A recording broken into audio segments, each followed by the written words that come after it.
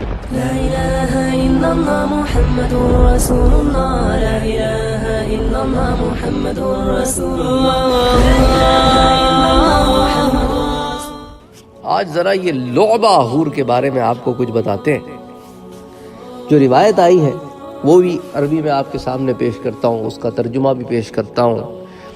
اس کو ابن ابی الدنیا نے روایت کیا ہے, اس کو جمع کیا, اس کی تخریج کی ہے, اور صفت الجنہ میں آتی ہے صفحہ نمبر 207 پر. اور جیسے پہلے بھی میں نے آپ سے عرض کیا کہ یہ لائبہ نہیں ہے, یہ لعبہ ہے, لعبہ. حدثنا الحسن بن يحيى بن كثير العنبري ثناء العلا بن عبيد الله عن موسى بن حسين عن عيسى بن يونس عن الأوزعي عن حسان بن عطية عن عبد الله بن مسعود رضی اللہ تعالی عنہ.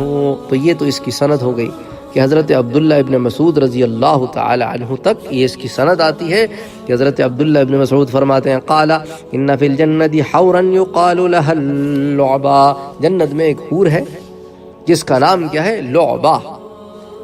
کیا نام ہے اس کا؟ لعبہ. عربی میں بھی آتا ہے کل حور الجنان یعجبن بها. تو جنت کی جتنے بھی حور ہیں نا وہ سب اس پر بڑی تعجب کرتی ہیں اور اس کے کندھوں پر ہاتھ رکھ کر کہتی ہیں, اس کے کندھوں پر ہاتھ رکھ کر کہتی ہیں یضربن بأیدیہن علی کتفہا. یضربن یعنی کہ اس بأیدیہن اپنے ہاتھوں کو علی کتفہا, اس کے کندھے پہ ہاتھ, ویقولون ویقلن اور اس سے کہتی ہیں طوبی لک یا لعبہ, طوبی لک یا لعبہ, کہ لعبہ تجھ کو خوشخبری ہو, اگر طالبین کو تیرا پتہ چل جائے تو وہ آپ تک پہنچنے میں نہایت ہی کوشش سے کام لیں. یعنی یہ جنت کی حوروں کو بھی اس کا مقام پتہ ہے, اس لیے کہتی ہیں طوبی لک یا لعبہ لو یعلم الطالبون لک لجدوا. جب پتہ چل جائے ان کو کہ تیرا مقام کیا ہے تو وہ تو تجھے پانے کے لیے تگ و دو کریں. بین عینیہا مکتوب, اور وہ جو لعبہ ہے نا اس کی دونوں آنکھوں کے درمیان ایک عبارت لکھی ہے, وہ عبارت راز ہے اس کو پانے کا. بین عینیہا مکتوب من کان یبتغی ان یکون لہ مثلی, من کان یبتغی ان یکون لہ مثلی, کہ جو مجھ جیسی کو تلاش کرتا ہے اس کو کیا چاہیے کہ کرے؟ فلیعمل برضا ربی عز وجل, تو اس کو چاہیے کہ ایک کام کرے, وہ یہ کہ میرے رب کی رضا کے لیے عمل کرے, میرے رب کو راضی کر لے. جو میرے رب کو راضی کر لے گا اس کو میں مل جاؤں گی. سبحان اللہ سبحان اللہ سبحان اللہ. اسی طرح ایک اور روایت آتی ہے لیکن اس کے راوی حضرت عبداللہ ابن عباس ہے, اور یہ روایت میں تنبیہ الغافلین ایک کتاب ہے, اس کے صفحہ نمبر 33 پر یہ حضرت عبداللہ ابن عباس کا قول آتا ہے کہ جنت میں ایک حور ہے جس کا نام ہے لعبہ.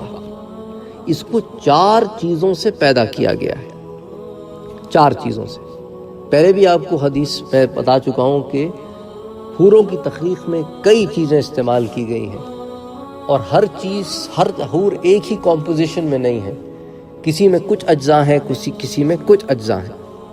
تو ان 4 اجزاء سے لعبہ کو بنایا گیا. ایک تو مشک ہے, ایک عنبر ہے, ایک کافور ہے, کافور, اور ایک زعفران. 4 اجزاء, مشک, عنبر, کافور اور زعفران. اور اس کا گارا نہر حیوان کے پانی سے گوندا گیا ہے. اس کو اللہ تعالیٰ نے فرمایا ہو جا تو وہ ہو گئی. وہ ایسی حور ہے کہ جنت کی ساری حوریں اس پر عاشقہ ہیں. اگر وہ سمندر میں تھوک دے تو سمندر کا پانی میٹھا ہو جائے. اس کی گردن پر لکھا ہے, تو اس روایت میں آتا ہے اس کی گردن پر لکھا ہے مجھ جیسی کو جو تلاش کرتا ہے اسے میرے رب کی اطاعت اور فرما برداری کرنی چاہیے. سبحان اللہ. تو ہو سکتا ہے ایک اس کی آنکھوں کے درمیان بھی لکھا ہو, اس کی گردن پر بھی لکھا ہو. تو بعض روایتوں میں ایک تفصیل آتی ہے اور بعض میں ایک تفصیل آتی ہے, تو دونوں مقام پر لکھا ہو, یوں ہی تطبیق پیدا ہوگی ان دونوں قولوں میں. اسی طرح ایک اور قول آتا ہے التذکرہ میں, پیج نمبر 555 پر. یہ بھی حضرت عبداللہ ابن عباس کا قول ہے. وہ فرماتے ہیں کہ جنت میں ایک حور ہے, ان فی الجنت حورا یقال لہا لعبہ، اس کو لعبہ کہا جاتا ہے۔ اگر وہ سمندر میں تھوک دے تو اسے شیریں کر دے۔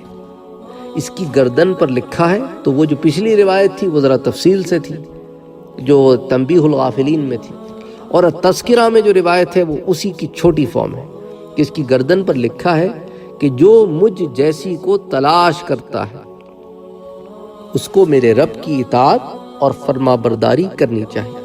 مکتوب علی نحرہا، اس کے نحر پہ لکھا ہے، گلے پہ لکھا ہے، گردن پہ لکھا ہے۔